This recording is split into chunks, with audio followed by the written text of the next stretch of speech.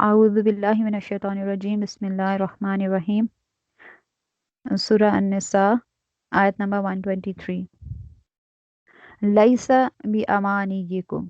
नहीं है तुम्हारी आरजुओं पर, वला और ना अमानियी आरजुएं अहलिल किताब, अहले किताब की, ना तुम्हारी आरजुओं पर है और ना अहले किताब की आरजुओं पर। मैं ये अमल, जो करेगा सूअन बुराई, युजज़ा बिही, उसकी सज़ा पाएगा, वला यजिद लहू और ना पाएगा अपने लिए, में से दूनिल्लाही अल्लाह के सिवा, वलियन कोई दोस्त, वला नसीरा और ना कोई मददगार। इस आयत में अल्लाह सुब्हानहू व तआला ने एक रूल बता दिया कि इंसान की ख्वाहिशात पर आखिरत की निजात नहीं होगी। ठीक है, अजाब या सवाब इंसान की अपनी ख्वाहिशात पर नहीं होगा, बल्कि जो कोई बुरा अमाल करेगा तो उसको उसकी सज़ा मिलेगी। और फिर जब उसको बुरे अमाल की सज़ा मिलेगी तो वो अपने लिए अल्लाह के सिवा किसी को भी दोस्त और मददगार नहीं पाएगा, यानी वहाँ उसका कोई भी मददगार नहीं होगा। जिनके पीछे लग के उसने बुराइयां की होंगी या जिनकी बातें मानकर या जिनकी दोस्ती में उसने बुरे काम किए होंगे, वो फिर अगले जान उसको बचा नहीं सकेंगे, क्योंकि उनकी तो अपनी ही मुश्किल होगी उनके लिए, तो वो किसी को क्या किसी की मदद करेंगे। तो ये आयत जो है वो यहूदो नसारा कहा करते थे कि उनकी ये ख्वाहिश थी, ये जो इसमें बात आ रही है कि बेअमानियकुम, इनसे मुराद जो हैं वो मुशरिकीन हैं, कि वो कहते थे कि हम मर कर दोबारा उठेंगे ही नहीं और ना हमें अजाब होगा। उनकी मतलब उनका ये यकीन था या उनकी ये ख्वाहिश थी। और इसी तरह आले किताब जो थे वो कहा करते थे कि यहूद जो हैं वो कहा करते थे कि हमारे सिवा जन्नत में कोई नहीं जाएगा, अगर हमें अजाब हुआ भी तो सिर्फ चंद दिन होगा, क्योंकि हमें 40 दिन से ज़्यादा अजाब नहीं होगा, क्योंकि हमने 40 दिन ही बछड़े की इबादत की थी, तो बस उतना ही अजाब होगा। और हम अल्लाह के बेटे हैं और हम अम्बिया की औलाद हैं और हम अल्लाह के बड़े महबूब महबूब हैं। कभी अपने आप को अल्लाह के बेटे कहते थे, तो इसलिए वो कहते थे कि हमें अजाब नहीं होगा, हम तो जन्नत में ही जाएंगे। और इसी तरह नसारा भी कहा करते थे कि जन्नत में हमारे सिवा कोई नहीं जाएगा, हम बड़े मुअज़्ज़ज़ हैं और हम बड़े अल्लाह के कुर्ब वाले हैं, तो हम जन्नत में जाएंगे। तो इस पर अल्लाह सुब्हानहू व तआला ने बता दिया कि किसी की ख्वाहिश पर या किसी के कहने पर या किसी की आरजू करने पर जन्नत या जहन्नम नहीं मिलेगी, बल्कि जो कोई बुरे अमाल करेगा उसको उसकी सज़ा मिलेगी। और फिर जब उसको सज़ा मिलेगी तो वो अपने अलावा किसी को, मतलब अपने लिए अल्लाह के सिवा किसी को भी दोस्त और मददगार नहीं पाएगा। जब ये आयत नाजिल हुई थी तो ये मुसलमानों पर काफ़ी मतलब उनको परेशानी हुई इस आयत से कि अगर हर गुनाह की सज़ा मिलेगी तो फिर तो ये बहुत मुश्किल हो जाएगा। तो इस पर उन्होंने आका करीम सल्लल्लाहु अलैहि वसल्लम से उसकी शिकायत की, तो आप सल्लल्लाहु अलैहि वसल्लम ने फरमाया कि नेक अमल करने की कोशिश करते रहो,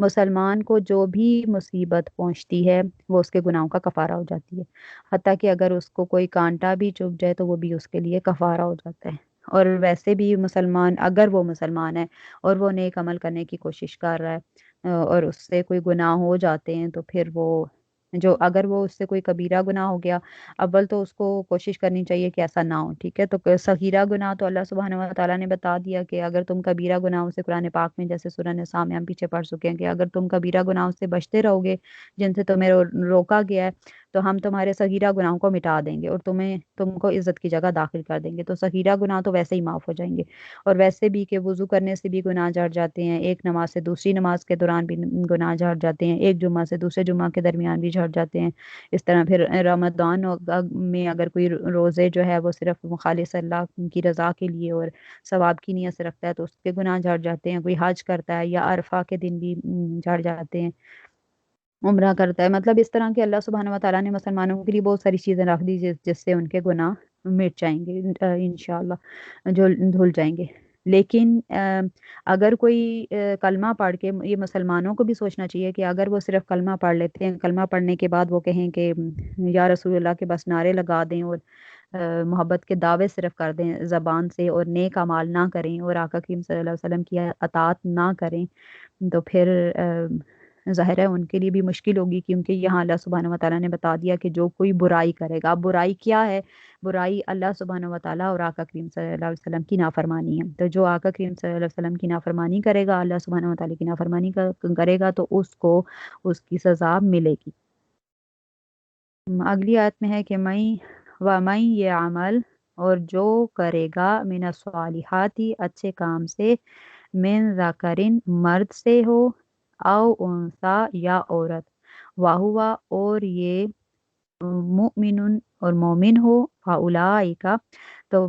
ایسے لوگ یا پس یہی لوگ یدخلون داخل ہوں گے الجنت جنت میں ولا یظلمون اور نہیں ان پر ظلم ہوگا نقیرا تل برابر بھی یا ایک نقطے کے برابر بھی جو کھجور کے اندر کھجور کی گٹھلی کے اوپر ایک سفید سا ڈاٹ ہوتا ہے اس کو نقیرہ بولا جاتا ہے کہ اس برابر بھی ظلم نہیں ہوگا۔ اس میں اب اللہ سبحانہ و پچھلی آیت میں اللہ سبحانہ و تعالیٰ نے بتایا کہ جو کوئی برے کام کرے گا تو اس کو اس کی سزا ملے گی،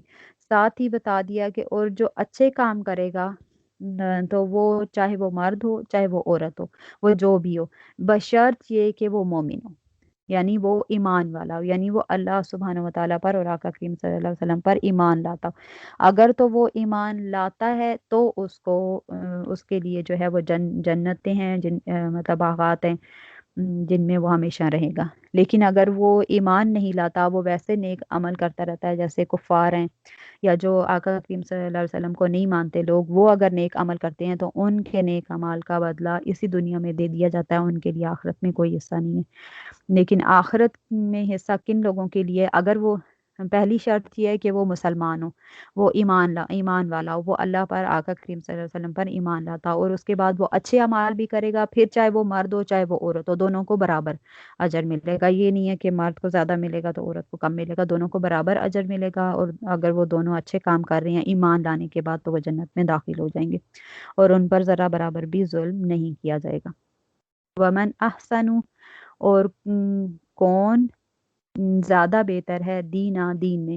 یا اور کس کا دین اس سے بہتر ہے، ممن اس سے جو اسلم جھکا دے وجہہ اپنا چہرہ یا اپنا منہ للہ اللہ کے لیے، وہوا اور وہ محسن نیکوکار بھی ہو، واتبع اور اس نے پیروی کی ملتا دین ابراہیم کے حنیفہ ایک اللہ یا ایک کے کسی ایک کے ہو کر رہنے والے۔ اور کس کا دین اس سے بہتر ہے؟ جس نے اپنا منہ اللہ کے لیے جھکا دیا اور وہ نیکوکار بھی ہے اور اس نے ایک کے ہو رہنے والے ابراہیم کے دین کی پیروی کی۔ واتخذ اللہ اور بنایا اللہ نے ابراہیم کو خلیلا دوست۔ جی اس آیت میں اللہ سبحانہ و تعالیٰ نے مزید کلیئر کر دیا کہ اس بندے سے کس کا دین بہتر ہوگا جو اپنا چہرہ جو ہے وہ اللہ کے لیے جھکا دیتا ہے۔ اپنا چہرہ اللہ کے لیے جھکانے سے مراد ہے کہ آپ اللہ سبحانہ و تعالیٰ کے ہر حکم کو کے آگے سر تسلیم کر دیتا ہے، یعنی ہر حکم کو مان لیتا ہے۔ کہ اس کے آگے سر جھکانے سے مطلب ہے کہ اس کے ہر حکم کو بلا چو چراں بغیر کسی اس کے شکایت کے شکوے کے مان لینا، اس کے رسولوں پر، اس کی کتابوں پر، اس کے فرشتوں پر، سب چیزوں پر ایمان لانا اور پھر اس کے آگے جھکا دینا۔ اور یہ صرف جو ہے وہ حضرت ابراہیم علیہ السلام میں ہے، کیونکہ ہم پیچھے سورہ البقرہ میں پڑھ چکے ہیں کہ حضرت ابراہیم علیہ السلام کو جب اللہ نے کہا تھا کہ آپ ایمان لائیں تو انہوں نے آپ اپنا سر جھکا دو، تو حضرت ابراہیم علیہ السلام نے کہا کہ اسلم تو میں اپنا سر جھکاتا ہوں اللہ کے لیے، یعنی انہوں نے اپنا سر جھکانے سے مراد کے مطلب جب حضرت ابراہیم سے ان کے رب نے کہا تھا کہ اسلام لاؤ تو انہوں نے اللہ کے سامنے سر تسلیم خم کر دیا، یعنی ان کے ہر حکم کی میں تمہارے ہر حکم کی تعمیل کروں گا، انہوں نے یہ فرما دیا۔ تو اس سے یعنی اس انسان سے بہتر دین کس کا ہوگا جس نے اپنا سر اللہ کے لیے جھکا دیا اور اس کے بعد وہ نیکیاں کرتا رہا، مطلب اللہ کی ہر جیسے اللہ سبحانہ و تعالیٰ نے زندگی گزارنے کا طریقہ بتایا وہ اسی طرح گزارتا رہا، اور ایک اللہ کے ہی ہو کر رہنے والے ابراہیم کی دین کی پیروی کی۔ اب ایک اللہ کے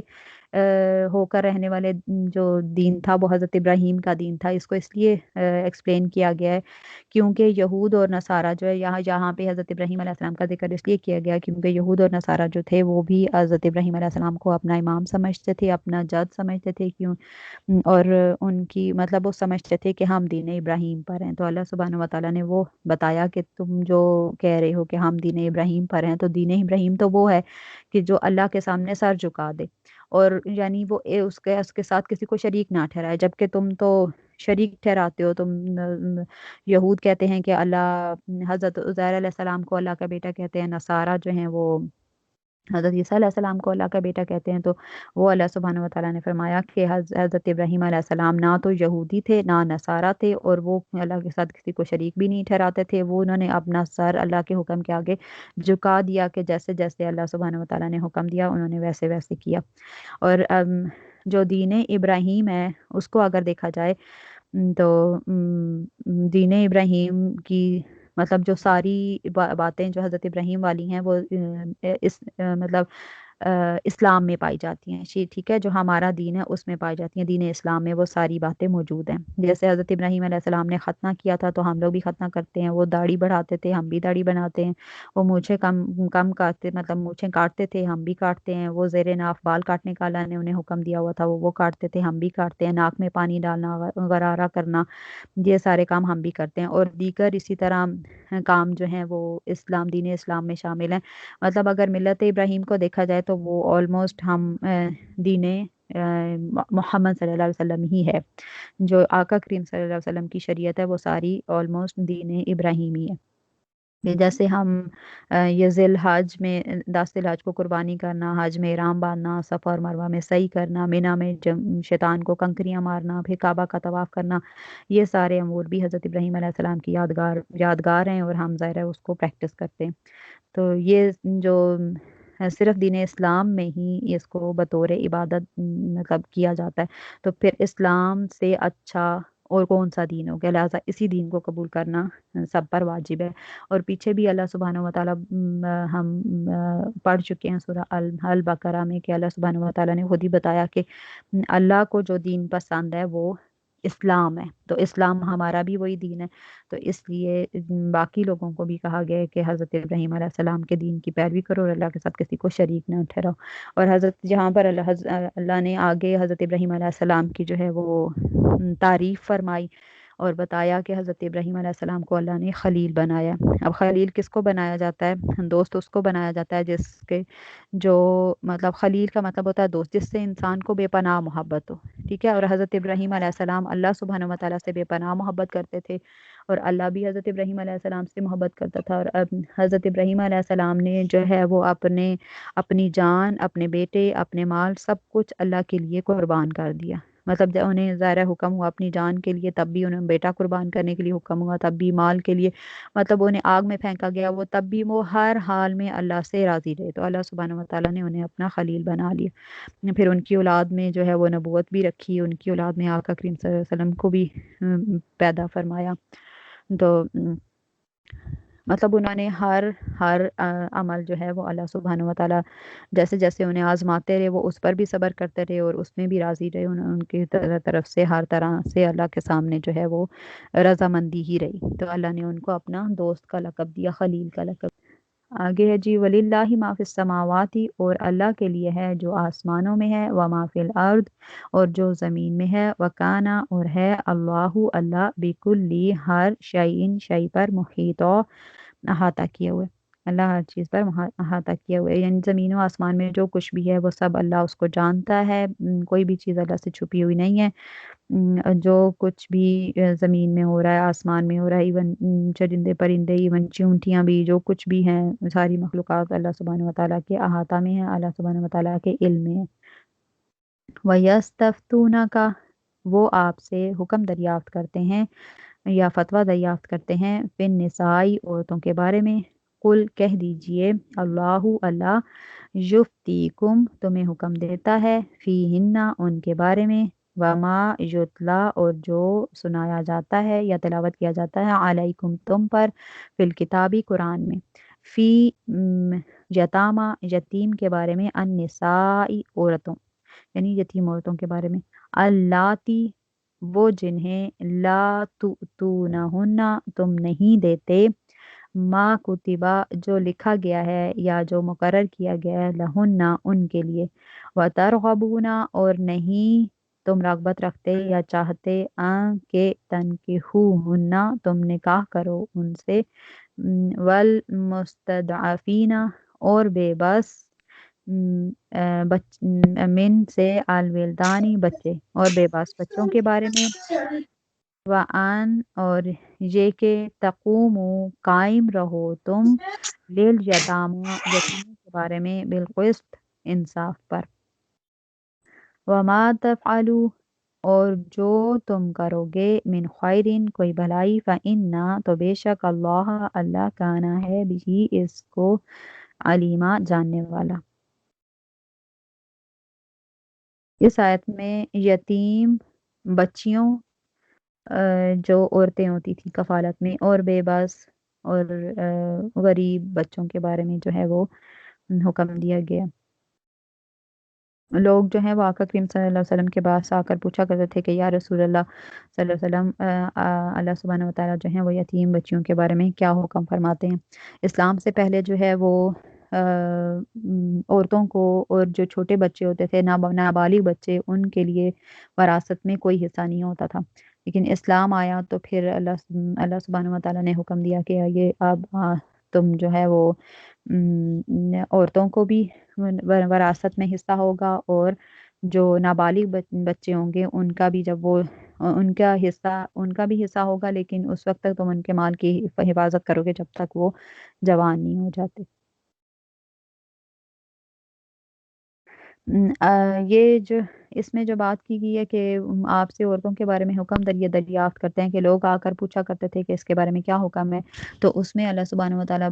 فرما رہے ہیں کہ آپ کہہ دیں کہ ان کے بارے میں قرآن پاک میں حکم سنایا جاتا ہے یتیم عورتوں کے بارے میں، جنہیں تم نہیں دیتے ہو ان کا مقرر کیا ہوا مہر، یہ ما کتب لہن، جو اس کا مطلب ہے کہ مہر کہ جو مقرر کیا ہوا ہے ان کے لیے، اور نہیں چاہتے کہ ان کو نکاح میں لے لو۔ یہ معاملہ ایسے تھا کہ پہلے زمانے میں لوگ جو تھے وہ اگر کسی کے پاس کوئی یتیم بچی ہوتی تھی اور وہ بچی کا ولی اس کا مطلب وارث ہوتا تھا، تو وہ بچی اس کے مال میں حصہ دار بھی ہوتی تھی، یہاں تک کہ وہ مطلب پھل کھجوروں کے پھلدار درخت یا یہ وہ مطلب جو بھی ان کے باغات وغیرہ ہوتے تھے ان میں وہ حصہ دار ہوتی تھی، اور وہ اس کے ساتھ جو ہے وہ صرف اس کے مال کی وجہ سے، اگر وہ خوبصورت ہوتی تو اس کے مال کی وجہ سے اس کے نکاح میں رغبت رکھتا تھا، اس کے ساتھ نکاح کر لیتا، اس کو جیسے ہی وہ جوان ہوتی تو اس کے ساتھ خود نکاح کر لیتا تاکہ اس کے مال کا حقدار بن جائے۔ اور پھر یہ ساری ڈیٹیل ہم پیچھے پڑ چکے ہیں، تو پھر اگر وہ خوبصورت نہیں ہوتی تو پھر اس کے ساتھ نہ خود نکاح کرتا اور نہ ہی آگے کسی اور کے ساتھ اس کا نکاح ہونے دیتا، اس ڈر سے کہ کہیں اس کا شوہر مال میں حصہ دار نہ بن جائے، تو اس کو اپنے ہی گھر میں روکے رکھتا۔ اس کا ذکر یہاں پہ ہو رہا ہے کہ تم لوگ جو ان کو مہر ادا نہیں کرتے اور ان کو نکاح میں بھی نہیں لیتے، تو یہ غلط بات ہے۔ اس کی ڈیٹیل پیچھے ہے کہ ان کو مہر بھی دیا جائے اسی طرح، اور ان کو ان کے ساتھ اگر تم خود نکاح نہیں کرنا چاہتے تو پھر کسی اور باہر کسی کے ساتھ نکاح کر دو۔ تو یہ ان یتیم عورتوں، ان بچیوں کے بارے میں ہے جو کسی بندے کی کفالت میں ہوتی تھی، جن کے ساتھ نکاح کرنا حلال ہوتا تھا، جائز ہوتا تھا، یہ ان بچیوں کے بارے میں۔ آگے بے بس بچوں کے بارے میں، یعنی جو نابالغ اور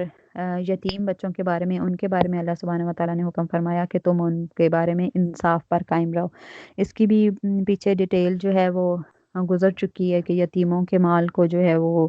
مت کھاؤ، ان کے مال کو الگ رکھو، مطلب ان جب اگر ضرورت ہو تو ان کے مال کی طرف تم مطلب ایک قسم کا ادھار لون لے سکتے ہو، لیکن ورنہ ان کے مال کی صرف تم حفاظت کرو جب تک وہ جوان نہیں ہو جاتے، اور اس طرح نہ کرو کہ جلدی جلدی ان کا مال ختم کر دو اور کھا جاؤ، اور اس طرح کے معاملات نہیں کرنے، انصاف پر قائم رہو، انصاف کرو، اور جو بھی تم نیکی کرو گے، جو بھی تم بھلائی کرو گے، چاہے تم ذرا برابر بھی نیکی کرتے ہو، ذرا برابر بھی بھلائی کرتے ہو، تو بے شک اللہ سبحانہ وتعالیٰ